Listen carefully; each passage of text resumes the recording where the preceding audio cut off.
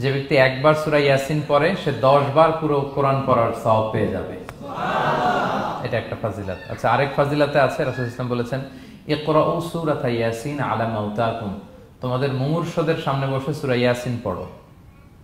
মৃত্যু পথযাত্রী এখনই মারা যাবে, অসুস্থ হয়ে পড়ে আছে, তাদের যাতে কষ্ট কম হয়, লাঘব হয়, রাসূল সাল্লাল্লাহু আলাইহি ওয়াসাল্লাম বলেছেন সূরা ইয়াসিন তার সামনে বসে পড়ো। কেন? এটা আমি সামনে বলবো। এগুলো দাঈফ সনদের। হাসান পর্যায়ের একটা মাওকুফ হাদিস আছে, ইবনে আব্বাস রাদিয়াল্লাহু তাআলা আনহু বলতেন যে ব্যক্তি মান ক্বারা ইয়াসিন হিনা ইউসবিহু, সকালবেলা যদি কেউ সূরা ইয়াসিন পড়ে তাহলে সারা দিনের সব কাজগুলো আল্লাহ তার জন্য সহজ করে দেয়। আবার রাতে যদি কেউ সূরা ইয়াসিন পড়ে সারা রাতের সব কাজ তার জন্য আল্লাহ তাআলা সহজ করে দেয়। এবং ইবনু কাসির ওনার তাফসির মিন তাজরিবাতিহি, মানে তার এক্সপেরিয়েন্স থেকে, কোনো হাদিস দলিল না, ওনার অভিজ্ঞতা থেকে বলেছেন যে আমি যখনই কোনো বিপদে পড়েছি সূরা ইয়াসিন তেলাওয়াত করার পর আল্লাহ তাআলা ওই কাজটা আমার জন্য সহজ করে দিয়েছেন। তো এখন সূরা ইয়াসিন বেশি বেশি তেলাওয়াত করবেন তো নাকি? ইনশাআল্লাহ। মাশাআল্লাহ, ঠিক আছে। মাক্কি সূরাগুলোর মূল প্রতিপাদ্য বিষয় হচ্ছে তাওহীদ, রিসালাত, আখিরাত। মাক্কি সূরাগুলো সাধারণত তাওহীদ, রিসালাত এবং আখিরাত নিয়ে কথা বলে। সূরা ইয়াসিনও তার ব্যতিক্রম নয়। এই সূরারও মূল কথা তাওহীদ, রিসালাত এবং আখিরাত। বিশেষ করে পুনরুত্থান, পুনরুজ্জীবন, the concept of resurrection, life after death, মৃত্যুর পরে যে আবার আমরা জাগবো ঘুম থেকে, আবার জীবন হবে, আবার বিচার হবে, এটা বিশ্বাস হয় আপনাদের? হ্যাঁ, মক্কার লোকদের বিশ্বাস হতো না। তারা অবাক হয়ে শুনতো রাসূল সাল্লাল্লাহু আলাইহি ওয়াসাল্লামের কাছ থেকে যে বলে কি আমরা মরে যাব, পচে যাব, গলে যাব, জীর্ণ শীর্ণ হয়ে যাব, আমাদের হাড্ডি খুঁজে পাওয়া যাবে না, অস্তিত্ব পাওয়া যাবে না, আবার আমরা নাকি জীবিত হব, আবার নাকি উঠবো, আবার বিচার, আবার কি কি বলে মুহাম্মদ। তারা মিলাতেই পারতো না এটা। এই জন্য তাদের কাছে দ্য কনসেপ্ট অফ আখিরা, life after death, specially the concept of রেসারেকশনটাকে ক্লিয়ার করার জন্য আল্লাহ তাআলা এই সূরাটা নাযিল করেছেন। তাহলে এই সূরার সেন্ট্রাল থিম, মূল প্রতিপাদ্য বিষয় হচ্ছে পুনরুজ্জীবন বা পুনরুত্থান, মানে আবার যে আমরা পুনরায় উঠবো। বিশ্বাস হয় আপনাদের? হ্যাঁ, এটা কিন্তু মহাসত্য, বিশ্বাস রাখতে হবে আমাদের যে না, মরে গেলে সাময়িক দেখা যায় পচে যায়, কিন্তু আবার আমরা উঠবো। এবং এজন্যই মুমূর্ষু ব্যক্তির সামনে সূরা ইয়াসিন পড়তে বলা হয়েছে। আপনি যখন সূরা ইয়াসিন পড়বেন তার সামনে কাইন্ড অফ আপনি তাকে বোঝাতে যাচ্ছেন যে আপনি প্রকৃতপক্ষে মারা যাচ্ছেন না, এটা আপনার জীবনের পূর্ণ সমাপ্তি নয়, বরং এটা এই নশ্বর দুনিয়া থেকে আপনার অস্তিত্বের সাময়িক একটা বিদায়। কেউ যে মারা যাচ্ছে, আমার দাদা, আমার বাবা মারা যাচ্ছে, আমরা বিদায় দিচ্ছি, আজীবন হারাই ফেললাম নাকি তারে আমরা? কি সে কি আজীবনের জন্য মিসিং? এটা সাময়িক একটা বিদায়, একটা শর্ট ব্রেক। ওনার অস্তিত্বের এই নশ্বর দুনিয়া থেকে ওনার অস্তিত্বের সাময়িক একটা বিদায়, কিন্তু পরবর্তী দুনিয়ায় তিনি কিন্তু আবার অনন্ত জীবন লাভ করবেন। তার মানে শারীরিক একটা মৃত্যু হচ্ছে, তার রুহের কোনো মৃত্যু নেই, হয় ইল্লিনে নয় সিজ্জিনে। ঠিক কিনা বলেন? আমাদের রুহগুলো কিন্তু মরে না, এটা আল্লাহর অর্ডারে ঢুকেছে, আল্লাহর অর্ডারে বের হয়, হয় ইল্লিনে নয় সিজ্জিনে। বিশ্বাসীদের রুহগুলো ইল্লিনে থাকে, আমাদের রুহগুলো যেন সেখানে থাকে, আমরা আল্লাহর কাছে কামনা করি, আমরা পড়ি আমিন।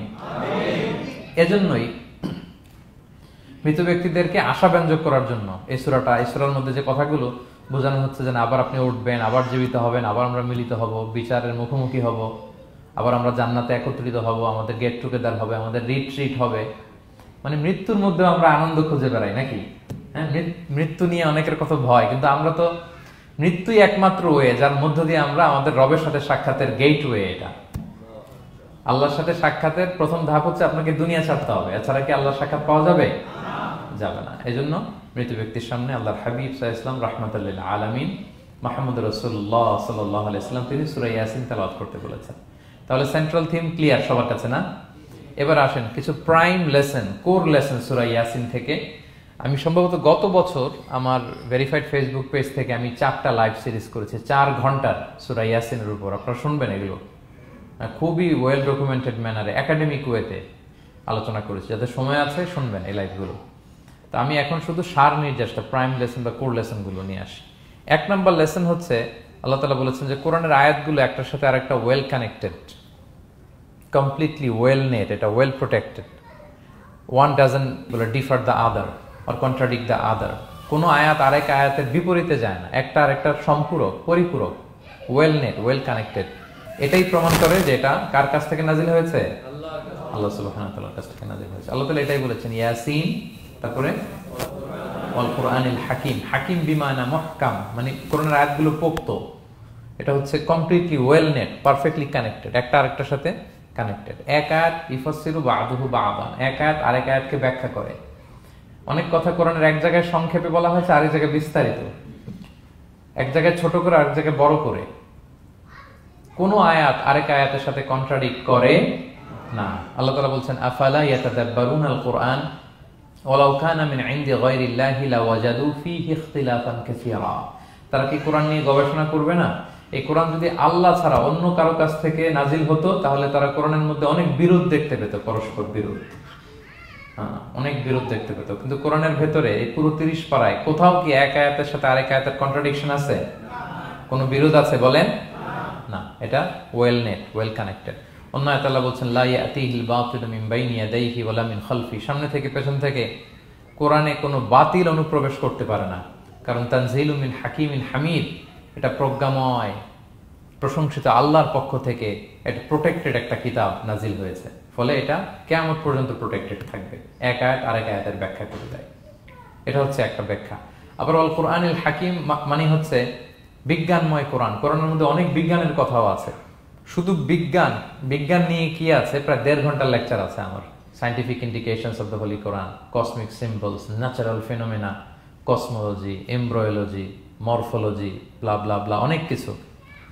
কিভাবে এই পানি উপরে যায়, ওয়াটার সাইকেল, হাইড্রোলজিক্যাল সাইকেল, বৃষ্টি হয়, সূর্য কিভাবে ডোবে ওঠে, চাঁদ, তারপর মহাবিস্ফোরণ, বিগ ব্যাং থেকে শুরু করে মায়ের পেটে বাচ্চার ভ্রূণ কিভাবে ডেভেলপ করে, যত কসমিক সিম্বল আছে কোরআনে, এটা নিয়ে আমার 1.5 ঘন্টার একটা কোরআনের সায়েন্টিফিক ইন্ডিকেশনাল লেকচার আছে। তো সেদিকে আমি যাব না। তো আল কুরআনুল হাকিমের 2টা ব্যাখ্যা হয়। এক হচ্ছে মুহকাম, মানে কোরআনের আয়াতগুলো প্রোটেক্টেড, কানেক্টেড। আরেকটা হচ্ছে কোরআনের আয়াতগুলো বিজ্ঞানসম্মত, বিজ্ঞানের সাথেও কন্ট্রাডিকশন করে না। কিছু যদি অমিল থাকে, বিজ্ঞানের অপেক্ষা করা উচিত। বিজ্ঞান সামনে আরো শিখবে, আরো জানবে, আরো ডেভেলপ হবে, তখন বারবার বিজ্ঞানের মাথা কোরআনের দিকে নিচু হয়ে আসবে। ঠিক কিনা বলেন? যত দিন যায় সহজ হয় কোরআন বোঝা আমাদের জন্য। বিজ্ঞানের আবিষ্কারের কারণে কোরআন বোঝা সহজ হয় এবং মিলে যাচ্ছে সবকিছু। তাহলে এটা হচ্ছে 1 নম্বর লেসন সূরা ইয়াসিন থেকে, যে কোরআনের সব ভার্সেস গুলা আর পারফেক্টলি কানেক্টেড, ইন্টারকানেক্টেড। 1 নম্বর। 2 নম্বর হচ্ছে সূরা ইয়াসিনের 10 নম্বর আয়াতে আল্লাহ তাআলা বলেছেন ওয়াসাওয়াউনা আলাইহিম আনযারতাহুম আম লাম তুনজিরহুম লা ইউমিনুন। হে নবী, আপনি তাদেরকে ওয়ার্নিং দেন আর না দেন, সমান সমান, কাজ হবে না। এর কারণ হচ্ছে জেনে বুঝে যদি কেউ সত্যকে প্রত্যাখ্যান করে, তার অন্তরে আল্লাহ মোহর মেরে দেন। জেনে বুঝে সত্যকে প্রত্যাখ্যান করলে, আমি বুঝি নাই, আমি শুনি নাই, আমি জানি নাই, এটা আল্লাহ মাফ করবে। আমি কনভিন্স হই না, এই জন্য মানতেছি না, কিন্তু আমি জানি এটা সত্য, এরপরেও যদি সত্যটা গ্রহণ না করি, তাহলে কার মুক্তি আছে বলেন তো? না, তাহলে এর মুক্তি নেই। এজন্য যারা সত্যান্বেষী তাদেরকে আল্লাহ পছন্দ করেন। ভুল করে না এরকম কোনো মানুষ নাই পৃথিবীতে। সবাই আমরা ভুল করি, সবার ভুল হয়, এটাতে কোনো অসুবিধা নেই। কিন্তু জেনে আমি সত্যকে মানবো না, এটা আল্লাহ কখনো মেনে নেয় না। অন্য আয়াতে সূরা বাকারা আল্লাহ বলছেন খতামাল্লাহু আলা কুলুবিহিম ওয়া আলা সামঈহিম ওয়া আলা আবসারিহিম গিশাওয়া ওয়া লাহুম আযাবুন আযীম। যারা জেনে বুঝে সত্যকে মানে না, নেগলেক্ট করে, তাদের অন্তরে আল্লাহ সিল গালা মেরে দিয়েছেন, কর্ণকুহরে ছিপি ঢুকিয়ে দিয়েছেন, চোখের সামনে পর্দা, কিছু দেখে না।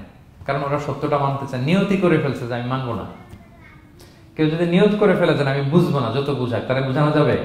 আমরা বাংলা একটা কথা বলি না যে ঘুমিয়ে থাকলে তাকে জাগানো সহজ, কিন্তু ঘুমের ভান ধরলে, ভান ধরে আছে ওরা তো ধাক্কা মারতেছি, টানতেছি, ওকে উঠবে ঘুম থেকে না। এটার উদাহরণ দেখেন আবু জাহেল আর ওমরে ফারুক রাদিয়াল্লাহু তাআলা আনহু, দুইজনই ইসলামের শত্রু ছিল, ইসলাম বিরোধী ছিল। কিন্তু ওমরে ফারুক রাদিয়াল্লাহু তাআলা আনহু ছিলেন সত্যান্বেষী, সত্য শুনলেই মানতেন। কিন্তু আবু জাহেল ছিল তার বিপরীত, সে ছিল গোড়া, অহংকারী, ইগোইস্টিক সমস্যা ছিল তার। সে জানতো যে আল্লাহর হাবিব সাল্লাল্লাহু আলাইহি ওয়াসাল্লাম আল্লাহর পক্ষ থেকে নাজিল হওয়া আসা একজন রাসূল, কোরআন আল্লাহর পক্ষ থেকে নাজিল হওয়া একটা কিতাব, জানার পরেও সে মানে নাই, ফলে তার নসিবে হেদায়েত জোটে নাই। কিন্তু ওমর ফারুক রাদিয়াল্লাহু তাআলা আনহু কিছুদিন পরেই উনি শাহাদা পড়ে ফেলছেন এবং রাসূল সাল্লাল্লাহু আলাইহি ওয়াসাল্লাম দোয়া করেছিলেন যে আল্লাহ আল্লাহুম্মা আইজ্জাল ইসলাম বি আহাব্বি হাযাইনি রাজুলাইনি ইনদাক। আল্লাহ, দুজন লোকের যাকে তোমার ভাল লাগে তাদের একজনকে ইসলামের ছায়াতলে এনে তুমি ইসলামটাকে শক্তিশালী করো। একজন হচ্ছে আবু জাহাল, আরেকজন হচ্ছে ওমর। আল্লাহ তাআলা কার জন্য দোয়াটা কবুল করেছেন বলেন তো? ওমর ফারুকের জন্য, কারণ ওনার হৃদয়টা সাদা ছিল, সাদা মনের মানুষ, কলবে সালিম, সত্য যেখানে ওইটাই উনি গ্রহণ করতেন, সত্যের সামনে দুর্বল ছিলেন। আর আবু জাহেল জেনে বুঝে সত্যকে প্রত্যাখ্যান করেছে।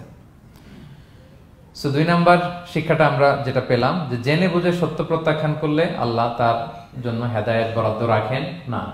এজন্য আমরা আমাদের বাকি জীবনটুকু আমরা এই মেন্টালিটি, মাইন্ডসেট যেন আমাদের থাকে যে সত্য দেখলেই আমরা মানবো, যেখানেই সত্য ওইটাই আমি গ্রহণ করবো। কি বলেন? এটা যদি আমার বিরুদ্ধে যায়, আমার দলের বিরুদ্ধে গেলে, বাবার বিরুদ্ধে গেলে, মানতেই হবে আমাকে। সত্য যেখানে আছে ওখানেই আমাদেরকে ছুটে যেতে হবে। দুটো চলে গেল। 3 নাম্বার হচ্ছে, আমরা পৃথিবীতে যা করি, আমরা অনেক সময় মনে করি যে দরজা বন্ধ করে দিলে, সুইচটা অফ করে দিলে আর বুঝি কেউ দেখে না। তা আসলে আমরা আসমানি বিশেষ নজরদারির ভেতরে আছি, এটা আমরা ভুলে যাই। যে সবার চোখ ফাঁকি দেয়া গেল, একজনের চোখ ফাঁকি দেয়া যায় না। তিনি কে বলেন তো? লা তুদরিকুল আবসার ওয়া হুয়া ইউদরিকুল আবসার ওয়া হুয়াল লাতীফুল খাবীর। কেউ তারে দেখে না, কিন্তু তিনি সবাইকে দেখে। কোন চোখ তাকে দেখে না, কিন্তু তিনি সব চোখগুলোকে দেখে। তাহলে 3 নম্বর লেসন হচ্ছে, everything is recorded in a well documented man. আমরা যা বলি, যা করি, যা লিখি, সবকিছু রেকর্ডেড, রেকর্ড করা হচ্ছে। কিন্তু সেদিন আপনি দেখবেন, ভালো করলেও দেখবেন, খারাপ করলেও আপনি দেখবেন। তার মানে সবকিছু লিপিবদ্ধ হচ্ছে, সংরক্ষিত হচ্ছে। এটা আল্লাহ কোথায় বলেছেন? সূরা ইয়াসিনের 12 নম্বর আয়াত। আল্লাহ বলেন, নাকতুবু মা কদ্দামু ওয়া আসারহুম। তারা যা আমল করেছে আমি লিখে রাখি। ওয়া আসারহুম, এবং যা তারা দুনিয়ার জন্য রেখে গিয়েছে তাও লিখে রাখি। মানে এনি অ্যাকশন দে লেফট বিহাইন্ড, এনি ইফেক্ট দে লেফট বিহাইন্ড। এটা সাদাকায়ে জারিয়া বা গুনায়ে জারিয়া। সাদাকায়ে জারিয়া হচ্ছে আপনি একটা ভালো কাজ করছেন, ধরেন যে দ্বীনি জ্ঞান শিক্ষা দিচ্ছেন। আমি সূরা ফাতিহা শিক্ষা দিলাম আপনাদেরকে, তো আপনারা এটা দিয়ে আজীবন নামাজ পড়তেছেন, আপনার সওয়াব তো আপনি পাবেনই, কিন্তু ওই যে আমি শিক্ষা দিলাম একটা পার্সেন্টেজ সওয়াব আজীবন আমার আমল নামে আসবে। শুধু তাই না, আপনি যে আবার আরেকজনকে সূরা ফাতিহা শিক্ষা দিবেন, সে তার পরবর্তী নেক্সট জেনারেশনকে সূরা ফাতিহা, এইভাবে কিয়ামত পর্যন্ত এই চেইন ধরে সূরা ফাতিহা যত লোক শিখবে তারা তাদের সওয়াব ঠিকই পাবে, কিন্তু তার একটা পার্সেন্টেজ সওয়াব আল্লাহ তাআলা আমার আমল নামে দিয়ে দিবে। এটাকে বলে আসার। ওয়া নাকতুবু মা কদ্দামু, নিজে যে আমল করলাম আল্লাহ বলে এটাও লিখে রাখছি। ওয়া আসারহুম, any effect you left behind in this দুনিয়া, যেটা আপনি রেখে গেছেন এটাও আল্লাহ লিখে রাখবে। এবং অকুল্লা শাইইন আহসাইনাহু ফি ইমামিন মুবিন। আল্লাহ বলেন সবকিছু একটা নথির ভেতরে নথিবদ্ধ করে। নথি চিনেন তো না? ডায়েরি। তারপর আমাদের বাংলাদেশে তো যে আগে হাল খাতা করতো না, টালি খাতা বিশাল বড় বড়, এখন আছে কিনা, বিশেষ করে মুদির দোকানে দেখা যায় বড় মোটা মোটা ধপাস করে সে টেবিলের উপর ফেলে, তারপর আপনার নাম দেখে বের করে আপনার কত বাকি, কত দিতে হবে। এই যে টালি খাতা, এই নথি করে রাখছে আল্লাহ তাআলা আমাদের সবকিছু যা করলাম, যেটার ইফেক্ট দুনিয়াতে আমি রেখে গেলাম। এবং অন্য আয়াতে আল্লাহ তাআলা বলছেন, মা ইয়ালফিযু মিন কাওলিন ইল্লা লাদাইহি রাকীবুন আতীদ। আমি মুখ দিয়ে যা উচ্চারণ করি সব আল্লাহ তাআলা একজন পর্যবেক্ষক ফেরেশতার মাধ্যমে তুলে রাখেন, সব আপনি দেখতে পাবেন। শুধু তাই না, এখানে একটা স্পেশাল লকেট রেখেছেন আল্লাহ। আল্লাহ বলেন, ওয়া কুল্লা ইনসানিন আলজামনাহু তায়রাহু ফি উনুকিহি ওয়া নুখরিজু লাহু ইয়াওমাল কিয়ামাতি কিতাবান ইয়ালকাহু মানশুরা। প্রত্যেকের গ্রীবালগ্নে আমি একটা স্পেশাল সিম কার্ডের মতো রেখেছি, যা বলো এখানে রেকর্ড হয়ে আছে, কিয়ামতের দিন আমি সব বের করে দিব। তাহলে পালানোর জায়গা আছে? That means we are under surveillance, 24/7 আল্লাহ তাআলা মনিটর করছেন। এবং এই বিশেষ আসমানি নজরদারি থেকে আমরা কেউই মুক্ত না। তাইলে লাইট বন্ধ করে দিলেন, দরজা আটকায় দিলেন, কেউ দেখে না, না? কেউ যেটা দেখে না সেটা দেখেন কে? আচ্ছা, 3টা জেনে গেলেন। 4 নম্বরে হচ্ছে, পৃথিবীতে সব নবীরা এক মিশন এবং ভিশন নিয়ে এসেছে। সব নবীরা লা ইলাহার দাওয়াত দিয়েছে, তাই না? এক আল্লাহর দাওয়াত দিয়েছে। আচ্ছা, কখন কি এমন হয়েছে কোন নবী এসে বলছে যে আল্লাহ একজন, আবার আরেক নবী এসে বলছে না আল্লাহ 2-3 জন হইতে পারে? হ্যাঁ, বলছে? কোন নবী এসে বলেছে মৃত্যুর পর এক জীবন আছে, হিসেব দিতে হবে, পাই টু পাই হিসেব হবে? আরেকজন বলছে না, এরকম নাও থাকতে পারে। এরকম এক নবী এক কথা, আরেক নবী আরেক কথা হয়েছে? এগুলো নবীদের মধ্যে হয়, কবিদের মধ্যে হয়। এক কবি এক কথা বলে, আরেক কবি, এক দার্শনিক এক কথা বলে, আরেক দার্শনিক আরেক কথা, এক রাজনীতিবিদ এক কথা, আরেক রাজনীতিবিদ আরেক। এদের মধ্যে ধাক্কাধাক্কি হয়, কিন্তু নবীদের মধ্যে কথার মধ্যে এগুলো আছে? কারণ তারা মন গড়া কথা বলে না। ওমা ইয়ানতিকু আনিল হাওয়া ইন হুয়া ইল্লা ওয়াহিয়ু ইউহা। তাদের কথা আসে একটা হেডকোয়ার্টার থেকে। হেডকোয়ার্টারটা কার? আসমানি রেভেলেশনের বেসিসে ওনারা কথা বলেন, মন গড়া কোনো নবী কোনো কথা বলেন না। তাহলে 4 নম্বর শিক্ষা হচ্ছে সব নবীর মিশন ভিশন এক, এজন্য তাদের মধ্যে একটা কোঅপারেশন ছিল। সূরা ইয়াসিনে চমৎকার একটা ঘটনা আছে। একটা জনপদের নাম উল্লেখ করা হয়নি, কিন্তু কোন কোন মুফাসসির বলেছেন এটা তুরস্কের আন্তাকিয়া জনপদে আল্লাহ একটা কাজে, দাওয়াতি কাজে 2 জন নবীকে পাঠালেন। কয়জন? 2 জন। কাজ একটা, কিন্তু কয়জন? 2 জন। এরকম সাধারণত অন্য নবীদের ক্ষেত্রে হয় না, কোরআনে পাওয়া যায় না যে এক কাজে এক জায়গায় 2 নবী, এরকম হয় না। এক্সেপ্ট মুসা আলাইহিস সালাম, ওনার কথা বলার জড়তা ছিল, তো উনি আল্লাহকে বলেছেন, আল্লাহ আমাকে যেই তাওরাত দিয়ে পাঠালেন আমি তো কথা ক্লিয়ারলি বলতে পারি না, জড়তা, মামলিং হয় আমার মুখে। তো আমার ভাই আখি হারুন আফসাহু মিন্নি লিসান, ও আবার খুব ফ্লুয়েন্ট ছিল, আমি নেতৃত্ব দিব কিন্তু হারুন ভোকাল দিবে, আপনি তাকে নবী বানায় দেন। তো মুসা আলাইহিস সালামের দোয়ার বদলতে আল্লাহ হারুন আলাইহিস সালামকে নবী বানায় দিয়েছিলেন। 2 ভাই মিলে ফেরাউনের কাছে দাওয়াতি কাজ করেছে। কিন্তু এছাড়া আর এরকম দেখা যায় না যে এক এলাকায় এক কাজে 2 জন নবী, না। এইখানে দেখা গিয়েছে আন্তাকিয়া জনপদে আল্লাহ এক মিশনে কয়জন নবী পাঠিয়েছেন? 2 জন। আচ্ছা, কিছুদিন পরে আরো একজন, তাহলে হইল কয়জন? 3 জন। এক কাজে এক জনপদে এক এলাকায় মোট 3 জন নবী, কিন্তু এদের মধ্যে কোনো মারামারি নেই। আমাদের দায়ীদের অবস্থা দেখেন তো বাংলাদেশে, মাশাআল্লাহ। আমাদের প্রত্যেক দায়ীদের একই মিশন না? একই মিশন, একই ভিশন, একই লক্ষ্য, একই ডেস্টিনেশন, কিন্তু কত বিভেদ, কত বিরোধ দেখেন। আল্লাহ তাআলা সূরা ইয়াসিনের 14 নম্বর আয়াতে বলছেন, ইদ আরসালনা ইলাইহিম মুসনাইন, প্রথম 2 জন নবী পাঠালাম একটা মিশনে, ফাআজ্জাজনা বিসালিস, এবং 3য় জন দিয়ে আরো এদেরকে মজবুত করলাম, ফাকালু ইন্না ইলাইকুম মুরসালুন, তারা যে 3 জন একই কথা বলল যে আমরা রাসূল হয়ে এসেছি।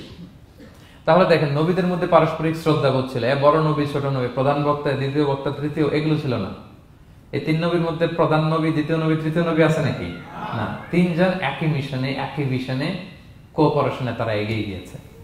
তো দেখেন আমরা যারা কোরআনের দায়ী, আমরা তো নবীদের কাজটাই করি, ফলে আমাদের মধ্যে এই কোঅপারেশন থাকতে হবে, এই রেসপেক্ট থাকতে হবে। আমি ব্যক্তিগতভাবে খুবই লজ্জিত যে আমাদের এই দাওয়া অঙ্গনটাকে আমরা কলুষিত করে ফেলেছি।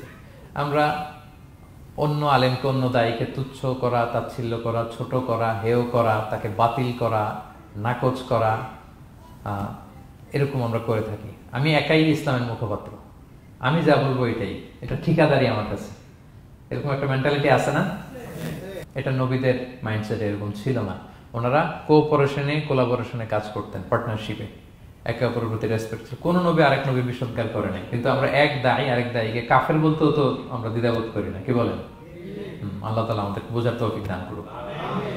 5 নাম্বার, নবীদের কাজ হচ্ছে আল বালাগুল মুবিন, ক্লিয়ার কমিউনিকেশন, শুধু পৌঁছে দেয়া, বাণীবাহকের কাজ করা। আল্লাহ তাআলা বলছেন, ওমা আলাইনা ইল্লাল বালাগুল মুবিন। ওই 3 জন নবী যখন বুঝালেন, তারা এলাকাবাসী মানে না, রিজেক্ট করলো, কিন্তু তারা বললো যে আমাদের কাজ হচ্ছে পৌঁছে দেওয়া, মানবা কি মানবো না এটা তোমাদের কাজ। আমাদের কাজ কি? আল বালাগুল মুবিন, কোরআনিক টার্মিনোলজি, মানে হচ্ছে ক্লিয়ার কমিউনিকেশন, আমাদের কাজ পৌঁছে দেওয়া, এর বেশি কিছু না। আমরা অনেক সময় একটু জবরদস্তি করতে চাই, জোরাজুরি করতে চাই, এই নামাজ পড়ো না কেন, তাকে জোরাজুরি করা, দাঁড়িয়ে রাখানো, জোরাজুরিতে বেশি কাজ হয় না। আপনি পাওয়ারফুল মেসেজ দিবেন, ইনফ্লুয়েন্স করবেন, এতেই আল্লাহ হেদায়েত দিবে, কারণ হেদায়েতটা নিয়ন্ত্রণ করেন একমাত্র কে? আল্লাহ। এখানে আর কারো হাত নাই, এমনকি নবীরও না। কোন নবীও চাইলে কাউকে হেদায়েত দিতে পারে না। আল্লাহর হাবিব সাল্লাল্লাহু আলাইহি ওয়াসাল্লাম মক্কায় মক্কাবাসীদের পেছনে ঘুরতে ঘুরতে পেরেশান। উনি তো রহমতের নবী, উনি ভাবতেছিলেন হায়রে একটু যদি আমার কথা মানতো তাইলেই তো জাহান্নাম থেকে বেঁচে যায়, আর একটু দাওয়াত দেই, সকালে দেই, দুপুরে দেই, বিকেলে দেই, রাতে দেই। তাদের পিছনে ঘুরতে ঘুরতে রাসূল সাল্লাল্লাহু আলাইহি ওয়াসাল্লাম পেরেশান হয়ে যেতেন।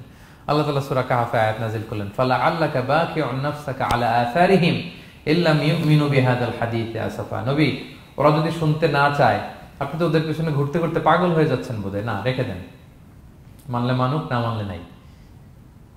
হেদায়েত দেওয়ার মালিক হচ্ছে আমি। ফাযাক্কির ইন্নামা আনতা মুযাক্কির, আপনি শুধু স্মরণ করিয়ে দেন, উপদেশ দেন। লাস্তা আলাইহিম বিমুসাইতির, আপনি বল প্রয়োগ করতে আসেন, আপনাকে দারোগা বানাই পাঠাইনি আমি, আপনি শুধু পৌঁছে দিবেন। এমনকি রাসূল সাল্লাল্লাহু আলাইহি ওয়াসাল্লাম ওনার চাচা আবু তালেবের হেদায়েতের জন্য অনেক ট্রাই করেছেন, কিন্তু হেদায়েত নসিব হয়েছে বলেন? কারণ ইন্নাকা লা তাহদি মান আহবাবতা ওয়ালাকিন্নাল্লাহ ইয়াহদি মান ইয়াশা। নবী, আপনি যাকে চান তাকে হেদায়েত দিতে পারবেন না। তাহলে আমাদের যারা দায়ী, আমাদের কাজ কি? পৌঁছে দেওয়া। বলেন তো কাজ কি? নাকি বল প্রয়োগ করা, জোরাজুরি করা? মাশাআল্লাহ। 7 নাম্বার লেসন হচ্ছে এই পৃথিবীর সবকিছু আইন মানে কার বলেন তো? আল্লাহ। ইচ্ছায় অনিচ্ছায় সবকিছু আল্লাহর আইন মানে, আমরা ছাড়া শুধু। আকাশ, জমিন, বাতাস, বৃষ্টি, মেঘমালা, পাহাড়, সাগর, নদী, সূর্য, চন্দ্র সব আইন মানে কার? আল্লাহর আইন মানে। সে কথা আল্লাহ বলছেন ওয়াশ-শামসু তাজরি লিমুস্তাকাররিন লাহা, আমি সূর্যের জন্য একটা গতিপথ দিয়েছি, কক্ষপথ, অক্ষপথ, সে ওইদিকেই ঘুরে, ওরা ঘুরতে বলছে ও ঘুরে, এর কোনো ব্যত্যয় নাই। যালিকা তাকদীরুল আজিজিল আলিম, এটা আমি আল্লাহ ফিক্স করে দিয়েছি। ওয়াল কামারা কাদ্দারনাহু মানাজিলা হাত্তা আদা কাল উরজুনিল কাদিম, আর চাঁদকে আমি 30টা মঞ্জিল দিয়েছি। দেখবেন চাঁদ কিন্তু এক জায়গায় উদিত হয় না, 30 দিনে 30 জায়গায়, পুরো মাস ব্যাপী এদিক থেকে ওদিকে শুধু ঘুরে। এটা আল্লাহ ফিক্স করে দিয়েছে, এটা ওর বিধান। আমাদের জন্য কোরআন বিধান হিসেবে দিয়েছে, আমরা মানি না, কিন্তু প্রত্যেক প্রাণীর জন্য, সৃষ্টির জন্য যে বিধান আল্লাহ ফিক্স করেছেন ওরা ওইটাই মানে, এর একটু অ্যাকচুয়াল পরিমাণ ডান ব্যয় করে না। সুবহানাল্লাহ, সুবহানাল্লাহ। সো জগতের সবকিছু আল্লাহর দেয়া বিধান মেনে চলে, কারণ গোটা জগৎটাই তো তার। গোটা জগৎটা কার বলেন? ফলে আইনও চলবে তার, আমরা যেন আল্লাহর সবগুলো আইন মেনে চলি। 8 নাম্বার হচ্ছে এই যে আমরা জান্নাতের কথা শুনি, কিয়ামতের কথা শুনি, আখিরাতের কথা শুনি, একদিন আমরা এটা চাক্ষুষ দেখতে পাবো, তখন আমাদের এই বিশ্বাসটা আরো প্রগাঢ় হবে। মৃত্যুর পরে যে আমাদের লম্বা ঘুম, এই আমাদের নিদ্রা ভঙ্গ যেদিন হবে, সেদিন আমরা সব দেখতে পাবো, চাক্ষুষ কিয়ামতের সবকিছু। সেটা আল্লাহ তাআলা বলছেন নুফিখা ফিস সূরি ফাইদাহুম মিনাল আজদাসি ইলা রাব্বিহিম ইয়ানসিলুন, ইসরাফিলের সিংহার ফুৎকারে সেদিন সব মানুষ জেগে উঠবে। আপনারা ইসরাফিল আলাইহিস সালামের নাম শুনেছেন? কে উনি? একজন ফেরেশতা, উনি বড় একটা সিংহায় ফুৎকার দিবেন। সৃষ্টির পর থেকে আল্লাহ ওনাকে একটা কাজের জন্য অ্যাসাইন করেছেন, শুধু ফু দিবে 3টা। কয়টা? আর কোনো কাজ আছে? দ্যাটস ইট, দ্যাটস ইট, শুধু 3টা ফু দিবে 3 বারে। ঠিক যে মুহূর্তে আপনারা এখন কথা শুনছেন, এই মুহূর্তে উনি ওই ট্রাম্পিট সিংহা নিয়ে আরশের দিকে তাকায় আছে, কখন আল্লাহর আদেশ আসে 1 সেকেন্ডও যেন দেরি না, চোখের পলক যাতে দেরি না হয়ে যায়, তাকিয়ে আছেন উনি।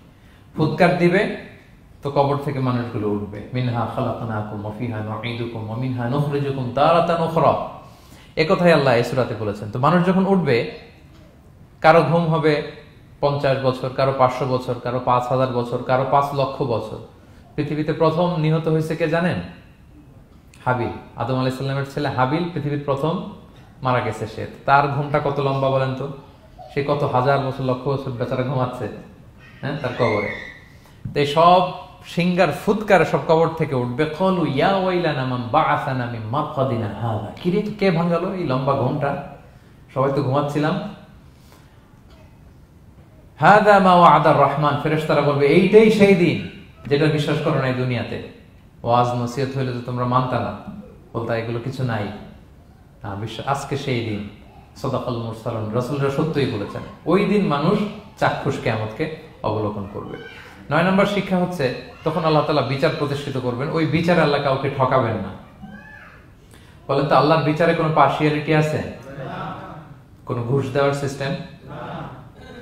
স্বজনপ্রীতি আছে না? এই কথা আল্লাহ বলেছেন সূরা ইয়াসিনের 54 নম্বর আয়াতে, ফালিয়াউমা লা তুযলামু নাফসুন শাই, কোনো জুলুম হবে না, ওয়া তুজজাউনা ইল্লা মা কুনতুম তা'মালুন, যে যা করেছে ওইটারই প্রতিদান পাবে। এমন না যে আপনি করছিলেন খুব ভালো কিন্তু আপনি পান নাই, এটা হবে না। যার যে রিওয়ার্ড পাওয়ার কথা ওইটাই পাবেন, কারণ আল্লাহ জুলুম করেন না। ওমা আনা বিযাল্লামিন লিল আবিদ, আল্লাহ বলে আমি আমার বান্দার প্রতি বিন্দু পরিমাণ জুলুম করি না। ওয়া নাদউল মাওয়াজিনাল কিসতা লিয়াউমিল কিয়ামা ফালা তুযলামু নাফসুন শাইআ, সেদিন আমি ন্যায় বিচারের মানদণ্ড স্থাপন করব, ওখানে একটা চুল ফেললেও এটা ওজন নাই। ফামান ইয়ামাল মিসকালা যাররাতিন খায়রান ইয়ারা ওয়া মান ইয়ামাল মিসকালা যাররাতিন শাররান ইয়ারা, অনুপরিমাণ ভালো করলে ভালো পাবেন। এই যে সে লিল্লাহি তাকবীর বলছে, সওয়াব হইছে না? সে ওই দিন আমলনামায় দেখবে কি রে, অমুক এক মাহফিলের মধ্যে আমি লিল্লাহি তাকবীর বলছিলাম, এইটার এতগুলা সওয়াব। তারপরে যে আপনারা আল্লাহু আকবার বলছেন, এতে সওয়াব হইছে না? এরকম ছোট্ট ছোট্ট প্রতি মুহূর্তে, একজন রাস্তা চেনে না, রাস্তা দেখাই দিলেন, একজন একটা ভালো উপদেশ দিলেন, হ্যাঁ, এইভাবে ছোট্ট ছোট্ট যত ভালো কাজ সব পাবেন, ছোট্ট ছোট্ট খারাপ কাজ সব সেদিন পাবেন, কোনো জুলুম হবে না। আচ্ছা, 10 নম্বর শিক্ষা হচ্ছে যারা জান্নাতে যাবে, জান্নাতের একটা ফিচার হচ্ছে, মেজর ফিচার, জান্নাতে যে জান্নাতীরা যা চাবে তাই পাবে, কোনো না নাই সেখানে, যার যেটা মনে চায়। এটা সূরা ইয়াসিনের 57 নম্বর আয়াতে আল্লাহ বলেছেন, লাহুম ফিহা ফাকিহা ওয়া লাহুম মা ইয়াদদাউন। সেখানে অজস্র অঢেল সুস্বাদু মুখরোচক ফলমূল থাকবে। দুনিয়াতে এক ফলে এক মজা। আনারসের মজা তরমুজে নাই, তরমুজের মজা আমে নাই, আমের মজা বাঙ্গিতে নাই, বাঙ্গির মজা কাঁঠালে নাই, কাঁঠালের মজা ডুরিয়ানে নাই।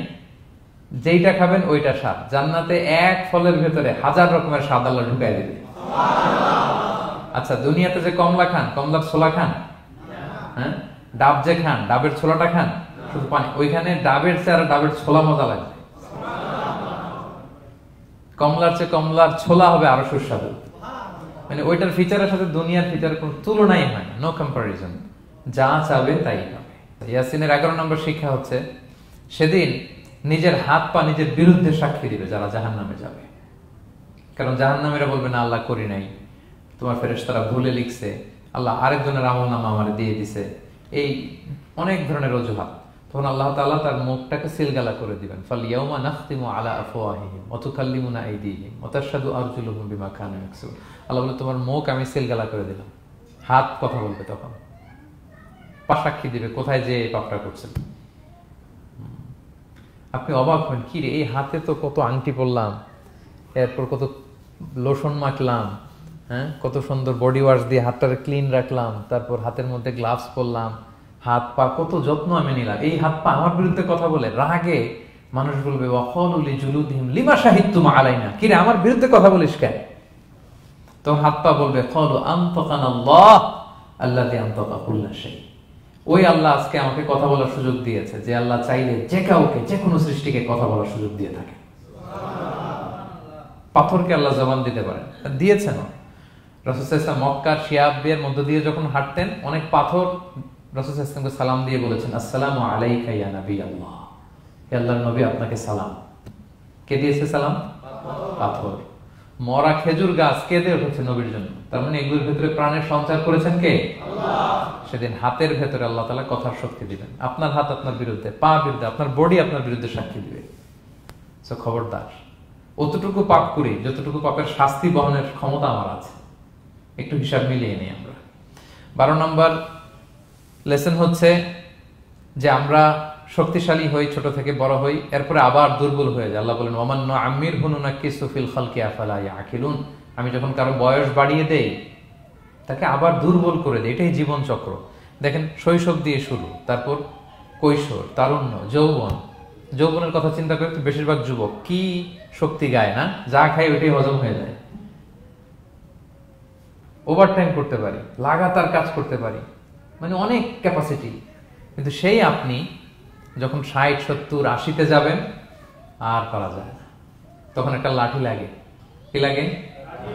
আরো বাড়লে 90 যখন হয়ে যায়, 100, তখন যে ছোট বাচ্চারা ওরা যা বলতেছে এরকম, ওরা যেরকম বোঝে না ওইরকম বোঝে না। বাচ্চাদেরকে এদিকে খাবার দিলে দেখবেন যে এদিক দিয়ে করতেছে মসজিদ। ওই মুরব্বীরও এরকম, বাচ্চাদের প্যাম্পাস পরানো লাগে, যেখানে রাখে পেশাব পায়খানা, মুরব্বীরাও এরকম 90, 80 এদেরও পরানো লাগে, এদেরও আর কন্ট্রোলটা থাকে না। তাহলে দেখেন, this is our life cycle. এভাবেই তারুণ্য, যৌবন, প্রৌঢ়ত্ব, এরপর আবার বার্ধক্য। আল্লাহ বলে এরপরও তোমরা বুঝবা না। এটা আল্লাহ বুঝাতে চাইলেন যে আল্লাহ এক দেহে এত রূপ আনতে পারে, সে আল্লাহকে আবার তোমাদেরকে জীবিত করতে সক্ষম না? কারণ এই সূরার মূল কথা হচ্ছে পুনরুজ্জীবন, রেসারেকশন। আল্লাহ বারবার ঘুরিয়ে ফিরিয়ে নানা আয়াত দিয়ে বুঝাতে চাচ্ছেন যে আমি তোমাদেরকে আবার পুনরায় জীবিত করতে পারি। তো যে আল্লাহ এত কিছু করতে পারে, সে আবার আমাদেরকে জীবিত করতে পারে না? বলেন। আচ্ছা, 13 নম্বর শিক্ষা হচ্ছে অতীত ভুলে যাওয়া। এটা আমাদের জীবনের জন্য অনেক বড় বোকামি।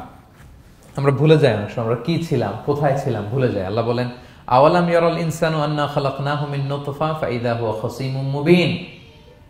মানুষ কি দেখে না যে ওদেরকে আমি কোত্থেকে সৃষ্টি করছি? দেখেন, আমাদের এত বড় বাড়ি গাড়ি, আমাদের এত নাম যশ খ্যাতি, আমরা আদিতে কি ছিলাম? সামান্য এক ফোঁটা বীর্য। বাবার পিঠ থেকে, মায়ের গর্ভে ছোট্ট একটা পানি থেকে আমাকে সৃষ্টি করেছেন কে? আল্লাহ। এই সৃষ্টির আগে তো কিছুই ছিলাম না। আপনার বয়স এখন 50, আচ্ছা 500 বছর আগে আপনি কই ছিলেন বলেন? আপনার দাপটে তো আজকে থাকা যায় না এই পৃথিবীতে, সব নাকি আপনার। এরকম বলে না? সব আমার, আমার পাওয়ার, আমার ক্ষমতা। আজ থেকে জাস্ট 500 বছর আগে আপনি কই ছিলেন? আপনার কোনো নাম ছিল? আপনার কোনো গ্রাম ছিল? কোনো অ্যাড্রেস ছিল? খ্যাতি ছিল? দাপট ছিল? লোক লস্কর কিছু ছিল? ক্ষমতা আসলো কোত্থেকে আপনার? আল্লাহ বলে হাল আতা আলাল ইনসানি হিনুম মিনাদ দাহরি লাম ইয়াকুন শাইআম মাযকুরা। মানুষকে দেখে না যে একটা সময়ও কিছুই ছিল না, কিছুই তো ছিল না, তুমি অস্তিত্বহীনতা থেকে তোমার অস্তিত্ব আল্লাহ দিলেন দয়া করে, ছোট্ট ছোট্ট করে মায়ের পেটে এতটুকু থেকে। আপনি ওই বিজ্ঞান প্রযুক্তি জাদুঘরে গিয়েছিলাম আমি আগারগাঁওতে, ওখানে মায়ের পেটে যেগুলো বাচ্চাগুলো ডেভেলপ করে নাই তারা রেখে দিয়েছে পানির মধ্যে 1 সপ্তাহ 2 সপ্তাহ 1 মাস 2 মাস 3 মাস এরকম বাচ্চাগুলো ছোট, ওই ব্যাঙ্গাচির মতো ছিলাম আমরা। বর্ষাকালে ব্যাঙের পোনা দেখছেন, জাস্ট লাইক ব্যাঙের পোনা, এত ক্ষুদ্র ছোট্ট আমরা ছিলাম। আল্লাহ বলে তুমি দেখো না তোমার পিছনটা কি ছিল, অতীত, এজন্য অতীত ভুলে যাওয়া যাবে না। 14 নম্বর শিক্ষা হচ্ছে পুনরুত্থান, যেটা আসল শিক্ষা সূরা ইয়াসিনের, মানে মৃত্যু পরবর্তী জীবন, এটা মহাসত্য, এটা হবেই। হ্যাঁ, লম্বা আয়াত, আমি শুধু মূল কথাটা বলি। আস ইবনে ওয়াইল মক্কা রাসূল সাল্লাল্লাহু আলাইহি ওয়াসাল্লামের কাছে একটা মরা লাশের হাড্ডি, কঙ্কাল থেকে হাড্ডি এনে, এটা 100 বছর আগের হাড্ডি, এরকম হাত দিয়ে গুঁড়া করে এটা পাউডার হয়ে গেছে, রাসূল সাল্লাল্লাহু আলাইহি ওয়াসাল্লামের কাছে এসে ভাবে একটা ফু মারলো, ফু দেওয়ার সাথে সাথে এটা বাতাসে মিলে গেছে। তো বলতেছে মুহাম্মদ, এই যে কঙ্কালের এই পাউডারটা, তুমি বলতেছো এইটারে আল্লাহ জীবিত করবে, এটারে রিকনস্ট্রাক্ট করবে, কি বলো তুমি, হোয়াট ইউ টকিং অ্যাবাউট, এটাও সম্ভব? আল্লাহ এই কথাটা সূরা ইয়াসিনে তুলে ধরলেন, যে দারাবা লানা মাসালান ওয়া নাসিয়া খালকা ক্বালা মান ইউহিল ইযামা ওয়া হিয়া রামীম, এটারে কে আবার জীবিত করবে, এটা তো জীর্ণ শীর্ণ ধুলা বালু পাউডার হয়ে গিয়েছে। আল্লাহ বলেন, কুল, নবী আপনি ওয়াইলকে বলেন, ইউহিহাল্লাযী আনশাহা আউওয়ালা মাররা, ওই আল্লাহ সৃষ্টি করবেন যে এটারে প্রথমে বানাইছিলেন। এটার তো অস্তিত্ব ছিল না, অস্তিত্বহীন থেকে যখন আল্লাহ বানাইতে পারেন, এটা মরে যাওয়ার পরে তারে আল্লাহ আবারও বানাতে পারবেন, ঠিক কিনা বলেন? আচ্ছা বলেন, কোন জিনিস প্রথমে বানানো সহজ না দ্বিতীয়বার বানানো সহজ? দ্বিতীয়বার, তাই না? তো প্রথমেই যেহেতু আল্লাহ আমাদেরকে বানাই ফেলতে পারছে, মরে গেলে গলে গেলে পচে গেলে দ্বিতীয়বার বানানো কেন জন্য কঠিন হবে? কঠিন হলে তো প্রথমবার হওয়ার কথা ছিল, যেহেতু নমুনা ছিল না, আল্লাহর কাছে কোনো মডেল ডিজাইন ছিল যে এটার আলোকে এটা ছিল। তো সেই আল্লাহ যখন আমাদেরকে বানাই ফেলতে পারছেন প্রথমবার, দ্বিতীয়বার কি তার জন্য কঠিন না সহজ? তখন বিষ্ণু ইসলাম বললেন যে এই পাউডার, তুমি যে কঙ্কালের হাড্ডি ফু দিয়ে বললা, এটাকে আল্লাহ জীবিত করবেন, অনুরূপভাবে তোমাকেও জীবিত করবেন এবং তোমাকে জাহান্নামে নিক্ষেপ করবেন। আল্লাহ জাহান্নাম থেকে আমাদেরকে হেফাজত করুন। সহিহ মুসলিমের হাদিস, আল্লাহ হাবিব সাল্লাল্লাহু আলাইহি ওয়াসাল্লাম বলেন, ইন্না ফিল ইনসানি আযমান, মানুষের দেহে একটা হাড্ডি কণিকা আছে, লা তাকুলুল আরদু আবাদা, এই হাড্ডি কণিকা জমিন কখনো খেতে পারে না। মানে আমাদেরকে কবর দিয়ে দিলে তো মাটি পুরো লাশটা খেয়ে ফেলে, 50-100 বছর পরে আর কিছুই থাকে না, আসলে আমাদের হাড়গোড়ও থাকে না, ওইটাও পাউডার হয়ে যায়, পোকামাকড় খেয়ে ভ্যানিশ। কিন্তু একটা জিনিস ছাড়া, আমাদের এই যে শির দ্বারা ব্যাকবোন, আমাদের স্পাইনাল কর্ডের একেবারে নিচে ট্রায়াঙ্গেল ছোট্ট একটা হাড্ডি কণিকা আছে, ত্রিভুজ আকৃতির, এটাকে ডাক্তারি ভাষায় বলে কক্সিক্স টেইল বোন, পুচ্ছাস্তি বলে। এই ছোট্ট কণা, এইটা নষ্ট হয় না। আল্লাহ বলে এইটাকে বেইস ধরে আমি কিয়ামতের দিন তোমাদের সবাইকে আবার জীবিত করব। হিন্দুরা যে শ্মশানে লাশ পোড়ায়, সব পুড়ে যায়, কক্সিক্স পুরো নয়, ছোট্ট কক্সিক্স কোথা হয় জানেন? গরুর লেজটা যেখান থেকে শুরু হয় ওই জায়গায়, মানে আমাদের শিরদাঁড়ার একেবারে নিচের দিকে ছোট্ট একটা ট্রায়াঙ্গেল হাড্ডি কণিকা আছে, খুবই ছোট ট্রায়াঙ্গেল বোন পার্টিকেল, এটা থেকে আল্লাহ সৃষ্টি করবে। এটা বিমানের ব্ল্যাক বক্সের মতো, বিমান জ্বলে পুড়ে যায়, সাগরের নিচে গেল ব্ল্যাক বক্স কিছু হয় না, জানেন? যে MH কত 370, ওই যে ডুবলো, যে ভারত মহাসাগরের নিচ থেকে 3 দিন সিগন্যাল দিচ্ছিল ব্ল্যাক বক্স, এরপর এটার ব্যাটারিও নাই, আর দিতেও পারে নাই, দেখেন সব ধ্বংস হয়ে যায়। ব্ল্যাক বক্স থেকে বিমানের সর্বশেষ কি হয়েছিল ইনফরমেশন গুলো পাওয়া যায়, ওইটা নষ্ট হয় না সাধারণত বিমানের। এই আল্লাহ তাআলা এই ব্ল্যাক বক্স দিয়ে দিয়েছেন আমাদের পেছনে, আজবুল জানাব, এখান থেকে আল্লাহ তাআলা সেদিন আমাদেরকে রিকনস্ট্রাক্ট করবেন। তাহলে পুনরুত্থান, আবার যে আমরা জীবিত হবে, এটা বিশ্বাস হয় আপনাদের? হয়। এটা করতে আল্লাহ কিছুই লাগে না, শুধু কুন বললেই হয়ে যায়। কি বললে? এই কুন কথা দিয়ে আল্লাহ তাআলা শেষ করেছেন সূরা ইয়াসিন। আল্লাহ বলেন যে আল্লাহর যে অসীম ক্ষমতা, এটা শুধু কুন বললেই হয়। ইন্নামা আমরুহু ইযা আরাদা শাইআন আইয়াকুলা লাহু কুন ফায়াকুন, কুন হও ফায়াকুন, হয়ে যায়, বি ইট ওয়াজ, হও বলতে হয়ে যায়। তাই বলে কি আল্লাহ হও বলাটাও জরুরি না, তিনি হও বলারও মুখাপেক্ষী না।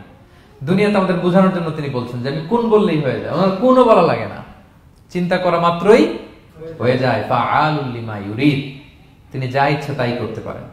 সো সে আল্লাহকে যেন আমরা ডাকি, তার কাছে যেন আমরা ফরিয়াদ করি, আমাদের মনের আকুতি, চাহিদা, প্রার্থনা তার কাছে যেন আমরা নিবেদন করে পেশ করি। আল্লাহ তাআলা আমাদের সবাইকে কথাগুলো বোঝার ও আমল করার তৌফিক দান করুন।